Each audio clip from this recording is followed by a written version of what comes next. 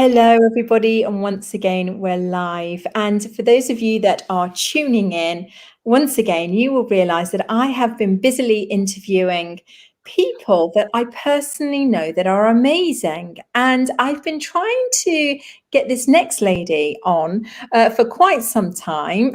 She's very busy, but we've managed to find a time together. And I'm so excited to welcome you, Jin, to the show because you have such an interesting story. But welcome, Jin. I know I want to get jump in right away, but welcome. How are you doing? Thank you, Divina Kate, for having me here. I'm well, thank you. Oh, bless. Now, we're going to start. We're just going to jump straight in, and I want to just kind of give an overview because Jin has travelled to the most far-flung places around the world and experienced some of the most interesting ways of life in search of spiritual enlightenment, freedom, whatever terminology you want to call it. So I want to jump in and ask you, Jin, some of your explorations around the world, what were you looking for? What were you searching for? Why did you go to those places? Could you give us a bit of background? I was born and raised Muslim in China, so that made me different from the very start, because a Muslim in China. And from a young age, I had this almost an urge. I felt I came here for a mission. I felt I'm here to help my family and friends and the people around me. But how? And so I did what I could. I was the best student in the school, best in terms of I did well in exams. I always did well in exams, so that got me out from a little province I was born in, and that got me to Beijing, a good university, a good job, and it's almost the vision of me wanting to do something to make a difference in the world. But then I explored the faith I was raised in. I went to Mecca. I don't know if it's good to say that word, but I went for my pilgrim in my early 20s because I thought, if so many people follow the path, follow this faith, there might be something in it. I will go and find out. And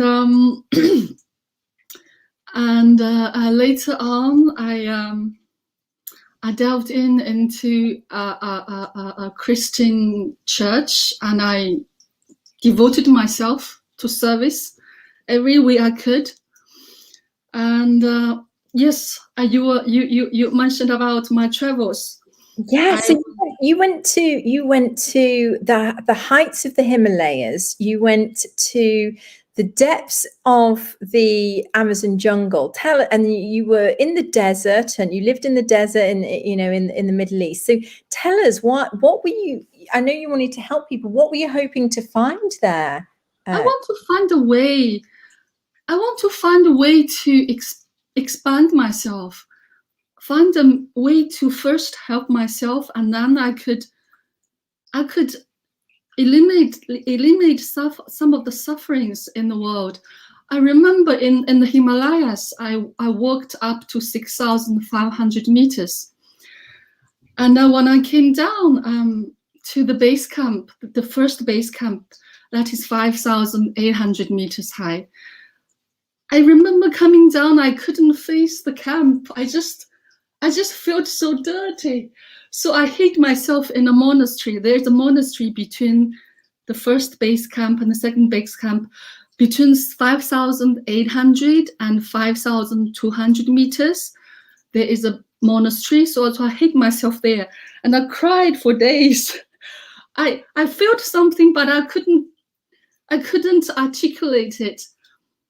and the view I had on in the Himalayas was out of this world. I cried. I didn't know what, something might have touched me, but I couldn't get hold of it. I cried in there, and I cried coming back in the monastery. And that was yeah. And very soon I had a chance to go to the Amazon jungle.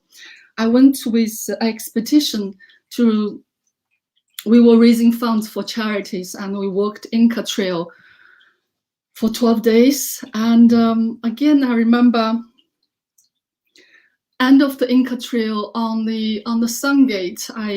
In the morning, I looked up. The sun is right above my head. There was 3 rings of rainbow, and there was something, and I felt I couldn't. I just cried again. And in Machu Picchu, and the touristy stuff, they kind of give you something, but they don't really enlighten you. And I myself found something. I just felt in Machu Picchu, some of the temple, the shape of the temple is exactly the same shape with the mountains far away. If I just look away from this part of temple to the mountain far away. So now I know that might be the hidden message saying, as within, so without. But at that time, I didn't know. And from Machu Picchu, I heard about the jungle, so I had to go, because if there's a way for me to find out who I am, what is really my life about, and this world is about, I will go and get it. I suppose the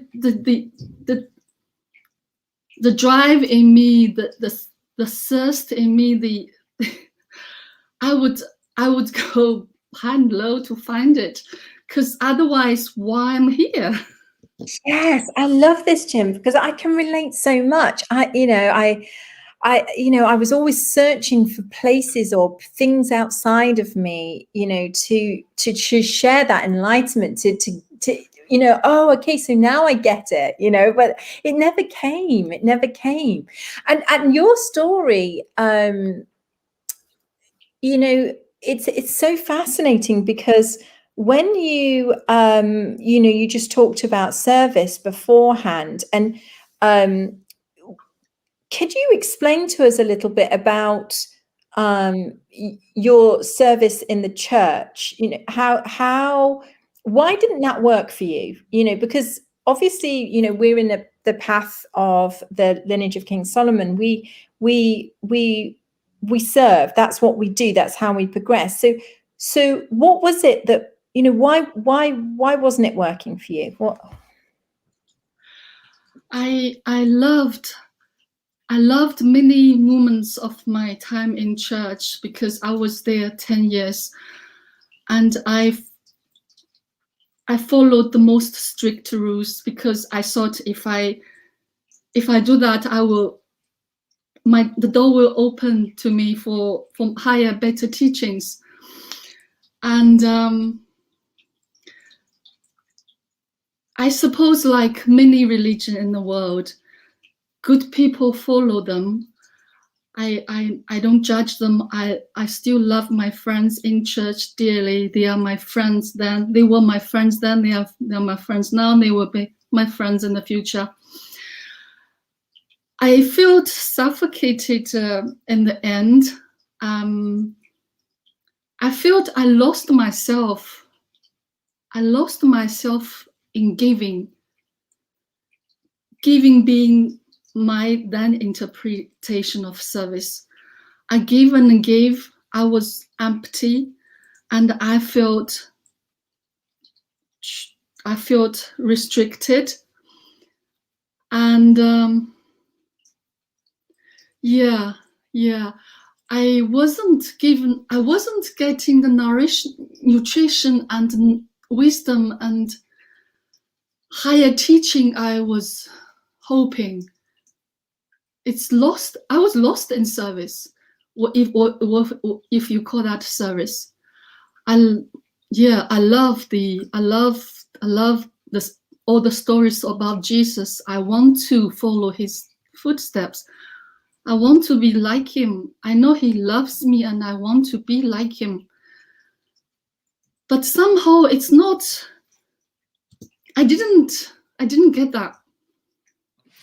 So then I know that you spent a long time searching, and you've dedicated your life, and as you said, your interpretation of service is now different. But so you're also a very successful businesswoman as well, and so when I know from chatting to you in the past that you decided, well, you're a very successful businesswoman, so that you could then afford, to go on a lot of self-help and seeking, and this is also really interesting. So you'd searched high and low, in all of these magical places. You'd been in church, and then you started this path of working with coaches and things like that. And how did that go? How did that experience work for you? Did you manage to find what you were looking for?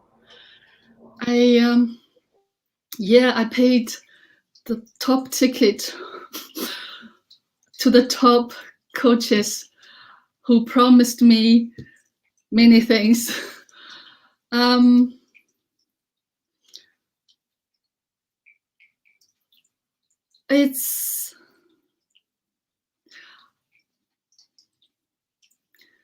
I felt it's like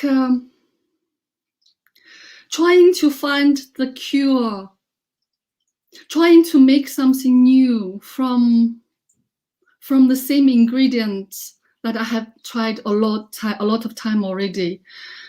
Because the tricks I was shown by those coaches, it's just plasters on the top of my wounds. It didn't really look into the cause of all things, just another fancy mask, another fancy pitch, another identity you try to plaster on yourself in order to look popular in the world, in order to look more attractive to your potential clients. But by then, my true self is already suffocated enough by all those conditioning and programming and dogma. It didn't work for me. I'm sure they have helped somebody else there. And no, the high ticket coaches and experts, and no, it wasn't what you were looking for. I remember you saying. And so just to get a little bit more about your journey, I remember one of the first times that I met you, you told me about a book that you were going to write. I don't know if you mind sharing, but I think it's really important because it was so amazing. Like, you really write this book, and then you had a life activation, then everything changed. So would you tell us the story if you are comfortable to? Yeah, I suppose when I spend enough time, enough money to whoever offered me whatever, when I did all I did, I had a good business, I had good income, I had social status, I had good fancy club memberships, I had all that, and yet I was still unhappy. So I thought there must be something that I'm not really there. So okay, it must be my mother who did something that when I was infant, because I don't know if I I was guided by some coaches, or if there was a trend in the coaching world, in the whatever self-development world, there's a trend of trying to make a celebrity out of your own victim.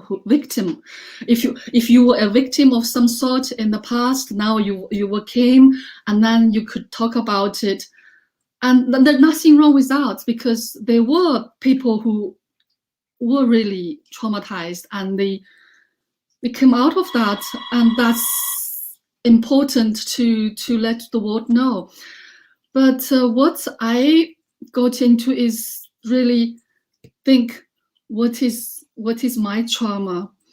And sorry, I was gonna write a book about how my mother messed up my life, because if there must be a reason. Sorry about the doorbell, I didn't expect. And so it's fascinating, because I know that you have an amazing relationship with your mother now. I know that you have an amazing relationship with all your family. So what happened for, obviously you kind of went down that, I can relate, because I think so many people are unhappy. We chase this success. We think that we're going to be happy when we've made the big job, and we've got the fancy clothes, and we've got everything around us, and we can travel, and we can go to all these magical places and do, all this. We think that that's going to cure this unhappiness inside, or this longing or seeking, or whatever terminology we want to call it. And then we get there, and then we realize that that's not it. So then, I totally get it. Oh, well, it must be something that happened to me. It must be something that happened to me. Yeah. And then we go on that. And I think a lot of people are experiencing this right now, and you can see this in society, and very much, pointing the finger and saying, well, okay, this must be the reason. Yeah, that's why healing is so important. My mother, like any mother who had stressful time raising the children, and I picked on that at some point, and telling the world, oh, my mother did this to me when I was little, and that's why I'm not happy now. So it's her. So I was pointing finger to my own mother, and I wanted to write a book to make my fame out of a book of trying to depict myself as a victim from my own upbringing. And I'm glad I'm not doing that. I might write another book with a chapter on that, but with me overcoming that, with the real, overcoming the victimhood, because all the time I was looking outside, out there in the Himalayas, out there in Mexico, out there in Peru, out there, but it's never really about inside. And that is what that is what hits me. That is what opened to me when I had a life activation. I had no idea what a life activation was and what a life activation would do. At that time, I just thought, oh, whatever. I tried all this, whatever this lady kindly mentioned to me. I said, I will do it. What could it do? I'm already this, so I just do it. And little did I know that the difference was almost immediate. Immediately, I felt clearer in my head. Immediately, I remember things. And it was so good. And then I had Empower Thyself so I could get tools to clear my own energy field, and then Kabbalah. And Jin, you just to say, you had already had a huge amount of trainings and tools. yeah, because I grab everything on the menu. Whenever mystery school has a program, I grab everything on the menu because I'm thinking, finally, I found something that works. I was not sold. I wasn't being bombarded with marketing, whatever. But because in every little thing I did was like magic on me, like life activation, I immediately kind of see myself clearer and empower thyself. And I remember friends saying me right after my initiation, they were like, something is different with you. Of course I grab everything that mystery school offers because it works. And so what was did it work so much that you decided to train and help others? Yeah. It was a journey as well. At first I thought, oh, life activation is good. I want to learn it so I can go home and do it on my mother, on my sisters. Because when I was declaring war to my own mother, my relationship with all my siblings went south as well. So with life activation, I went home and I did life activation on all of them. And we really enjoy good relationship now, and it's so important, it's so nice to have your siblings love and support you, your mother really in peace with herself and with me. That's really the foundation that I could do many other things. Yeah, life activation. And talking about that, actually, I went to Healer's Academy to learn how to do life activation, and then I went on other training, and I had it's quite a dramatic experience. I don't know if I would mention it because I'm far away from my mother, and they're in China, and my father passed away quite unexpectedly because he was such a healthy man and a happy man. We were expecting him to live to hundreds. And his passing was such a blow. And me running home after his burial, it was, I could imagine things could go very wrong with all my siblings because everything is quite sudden. And that was the occasion I did life activation on everybody, because that was the first time I went home after my healer's training. I did life activation on my mother, on my siblings, on my auntie, uncle, everybody. And I felt with that blow of my father's passing, everybody was held on a higher vibration. Everybody was held on the frequency of love and care. So that process was smooth, was held in love and care instead of despair and pointing fingers. Yes, that's my life is quite dramatic, I know.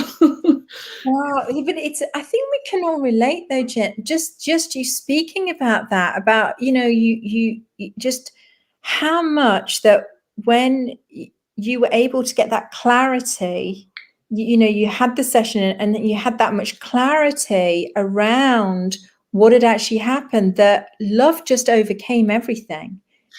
Yes. It's the love, and back to the idea of service. It's the real definition of service. That is me realizing my divinity, my divine, my eternal and galactic nature. To realize that I'm not just this body, I'm not just that Chinese, I'm not just that Middle Eastern. To realize I have.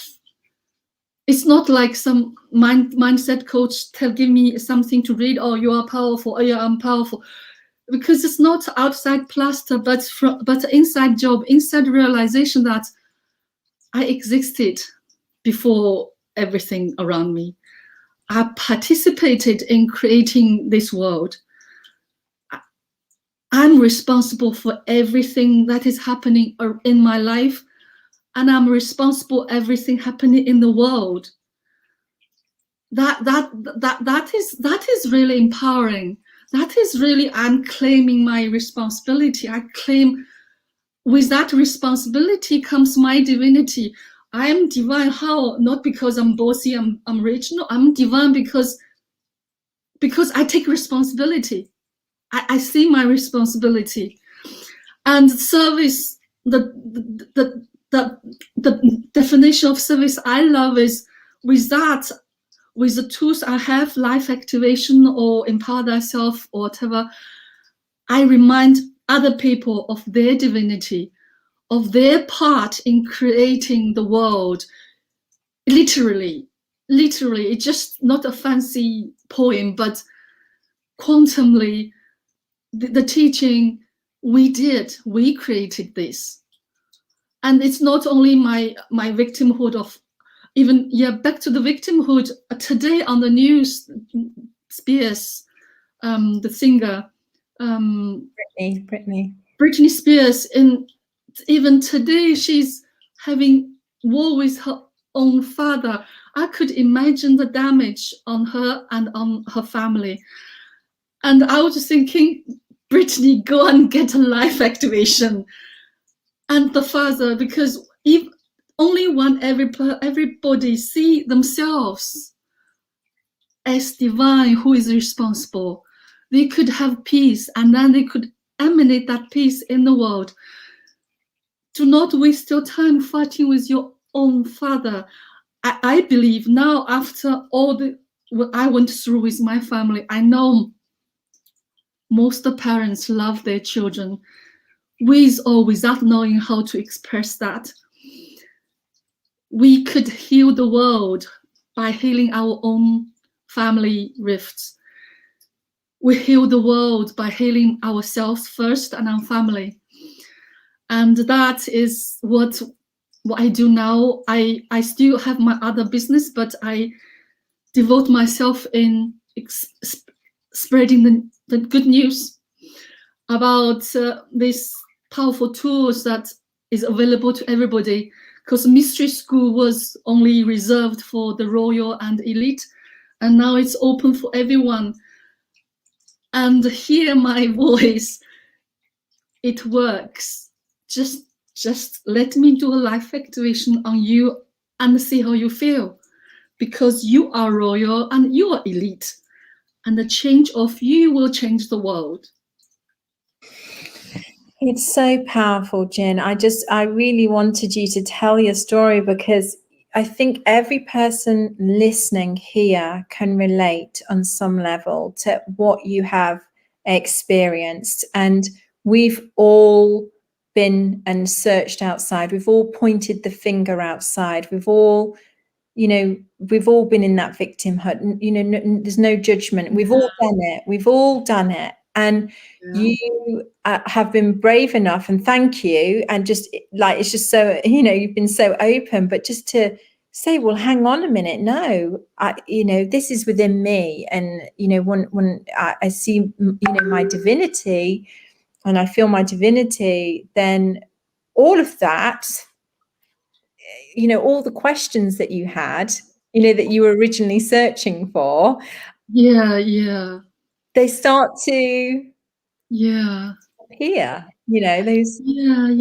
And Kabbalah helped, because you can't, I don't take the answer from others. People can tell me this and that, but I might listen, I might not. But Kabbalah helps me to really see through the patterns, to really claim my own responsibility.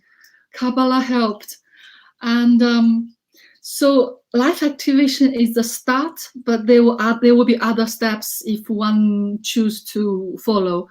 Because I wanted to, so I took Kabbalah. It helps. It helped me. Yeah, just for those listening in, that's Universal Hermetic Ray Kabbalah, and it's a 10-month ascension, and it's reserved only for initiates of the Mystery School. So you can do it, Empower Thyself, you have your life activation, and then you have the opportunity to go on this amazing journey. And I second that, Jin. I too love that journey, and it's an amazing process of self-discovery and such like. So yeah, very much so. And you're right. It's really about a path. It's about, you know, walking that path and as you say, taking responsibility, you know, each step of the way. So Jin, we're almost out of time, or we're kind of out of time, but I just want to ask, what next? What's on your journey next? What is your mission right now? I'd like to do life activation on people I love, the friends I made along the way in my life, my friends in China, my friends in Middle East, my friends in church. It doesn't contradict with your faith, with your past, doesn't. It only makes you better, stronger, clearer, younger. And I want to activate everybody I love, because what else can I do? I have life activation. It will change your life. I love you, and I want to do a life activation on you. I love it. And I can feel lots of people are going to be queuing up and contacting you now, because it's amazing. And if you're out there and, you know, you're in China, you're in the Middle East, you're in London, then contact Jin, because she'll be able to, you know, do that life activation for you, and you know, certainly share her lot of wisdom. And we forgot to mention that, you know, one of the Jin's name actually means golden wisdom. So, so that's where you can find her on her website, Golden Wisdom. So thank you so much, Jin, for sharing your story, and it's been a joy to have you on the show. Thank you very much. Thank you for having me. And yeah, I was shouting, and I was fighting with my own mother, and now I love her. I can't believe how I would have gone down that road. What would have happened if I hadn't had a life activation and shifted just like that? Just like that. I can't imagine the damage I was gonna do to myself, to people, to the family. I can't imagine. I'm so glad I shifted.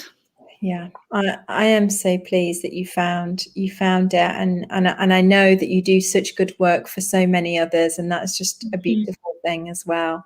Thank you. So thank you everybody for listening in, and we will see you all again very soon. Take care. Thank you. Bye.